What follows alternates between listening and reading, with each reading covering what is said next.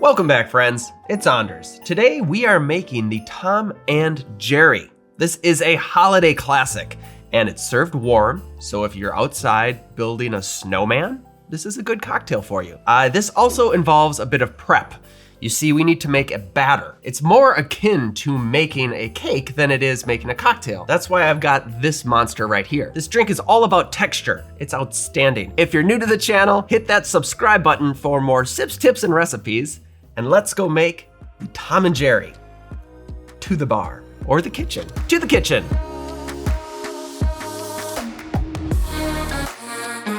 Bit of history. I'm just gonna touch on this. There's a good deal of history because this is a very old drink, but I'm just gonna touch on this because I think most everybody just wants to get to the meat of it. How do we make this thing? There are a lot of steps. It is not named after the cartoon Tom and Jerry, the cat and the mouse. The drink predates the cartoon by a long time. It dates back to the 1800s. In fact, Jerry Thomas, who is known as the father of American mixology, claimed that he created this drink. His name was Jerry Thomas, and this was called Tom and Jerry. I'm gonna let you put that together. However, he claimed he didn't name this drink after himself. He named it after his two pet mice. One he named Jerry, and one he named Thomas. And so he called it the Tom and Jerry. Clearly he named the mice after himself though, but that's the story. A fun story, I suppose, but probably not accurate because they have found print of the Tom and Jerry drink that predates Jerry Thomas, dating all the way back to the 1820s. So some sources attribute a gentleman by the name of Pierce Egan as the creator of this drink, who was a British author and he wrote a book that became a play called Tom and Jerry. However, that's a big maybe as well. So we don't really know who created this drink. What we do know is that it remains popular in certain parts of the world, namely the Midwestern United States, which is where I am right now. Now the booze. For this drink, we are gonna need rum, cognac, and Angostura bitters. Now, I'm using two different rums, one rum for the batter and one rum for the cup in which we are gonna have the drink. I'm using a Jamaican rum for the batter and a Demerara rum for the drink. However, you don't have to have two different rums. You could just use one rum for both purposes. But if ever I have a chance to mix rums, and I like mixing rums. Cognac, use whatever fancy brandy you have at home that you like. It's gonna be great. Angostura bitters, this is a very little bit. As always, if you want any of these bottles, they are available in my collection at Curiata. Now let's talk about the rest of the ingredients.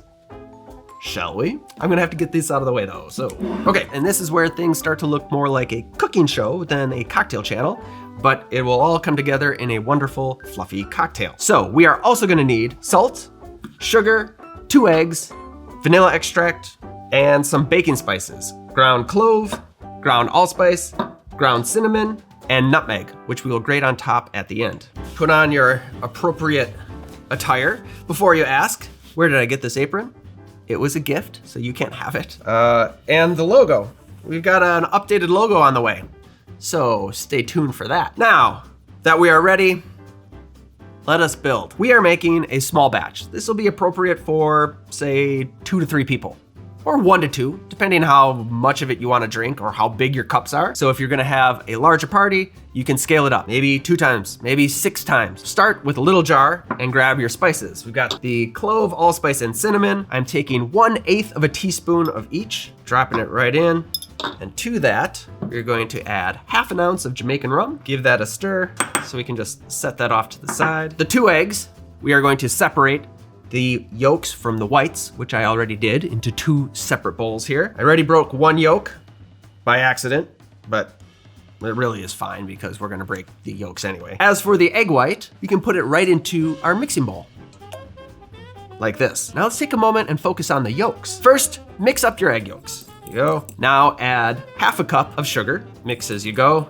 Ideally, you'd probably want castor sugar, which is finer. So it's going to dissolve easier. It's gonna help with a nice airy batter, but not everywhere has castor sugar. My grocery store didn't. Today I'm using regular sugar because it works fine with regular sugar too. Now we can add 1/2 teaspoon of our vanilla extract. Mix that right into the yolk sugar mixture.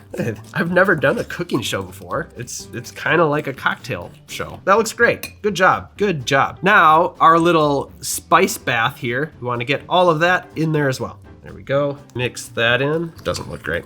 It's gonna taste good. And 1 small dash of Angostura bitters. So it will look kind of like this. That looks good. Now, onto the egg whites. This is gonna be the fluff portion of our batter. So get your whisk attachment, attach the attachment, lock and load, engage your mixer, stand or hand. We are going to whip up these egg whites to stiff peaks, so start slow and build up. And while we do so, we're gonna add a small pinch of salt, just a little bit. If you have a sturdy countertop, that is good. That's what you want. Mine is not as sturdy as I thought it was. Looking real good. I'm gonna check in. And it looks pretty stiff to me. If anything, we went a little over, but we're still okay. And what we wanna do is fold in this yolk mixture. Again, if you have this mixer, change your attachment to the paddle attachment, this one. Otherwise, you can fold it in with a spatula. I'm gonna start really slow and start incorporating the yolk until it looks pretty uniform and fluffy. I'm gonna stop. This is making a good amount of batter. So there it is. This is what it should look like. This fluffy, spicy concoction actually becomes a cocktail. Can you believe it? It does. No, it doesn't look great, but it tastes very good. Okay, now get yourself a cup like this. I like a smaller cup because this is actually a rather rich cocktail. Some people, I think, like really big mugs of this, and that's fine, up to you. But you're gonna want your cup, whatever size it is, heat it up. All right, so hot water, we're gonna temper the cup. Here we are. Let that sit momentarily. Once that is warm, you can dump out the water. And we're gonna start by adding the batter into the cup. I like to do 1/3 of the cup to almost half of the cup of batter. In this case, I'm doing 2 big spoonfuls. No, I'm gonna do 3.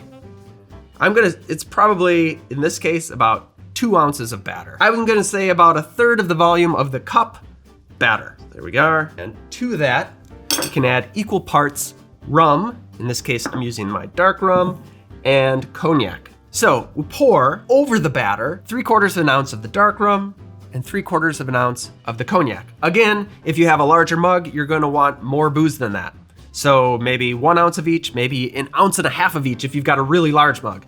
But for this mug, which happens to be 6 ounces, and believe it or not, there are actual Tom and Jerry mugs. I think they're 7 ounces. Now, I've got my booze and my batter, and I wanna mix that all together. So if you have a little itty bitty whisk like this, then this is when we use it. Fluff it up, not spill it everywhere. All right, now we top it off with hot water or hot milk. This is gonna be about 3 ounces or so, I'd say, of hot water. So half the volume of the cup, and it's gonna make a big poofy top, which is what we want. Put this on a saucer to be classy. Now for garnish, we're gonna do a little nutmeg on top, classic holiday garnish, right across the top. And there is a good amount of spice in this drink, so we don't need a whole lot. And there you have the Tom and Jerry. Fluffy, festive, enticing, and warm. Cheers. Now, of course, you could add the hot milk, make it a little bit richer. You could add butter to your batter and make it richer yet. I like it light, fluffy. It is like a marshmallow. And if you want, you could even top it off with more of that batter because it's not gonna last forever. So you might as well eat it up. It's all about the baking spices. I get the cognac, I kind of get that heat, also the warmth in my belly from the actual temperature of the drink. But what I love most is the marshmallowy texture. If you have some sort of Tom and Jerry secret that you want to tell the world about, let me know in the comments down below. Or if you've never heard of it and you still made this cocktail, you get bonus points. Let me know in the comments. There it is, Tom and Jerry. Have you heard of it? Are you familiar? Is it weird? Does it warm your soul? Do you have a soul? Thank you for watching. I will see you next time. Cheers.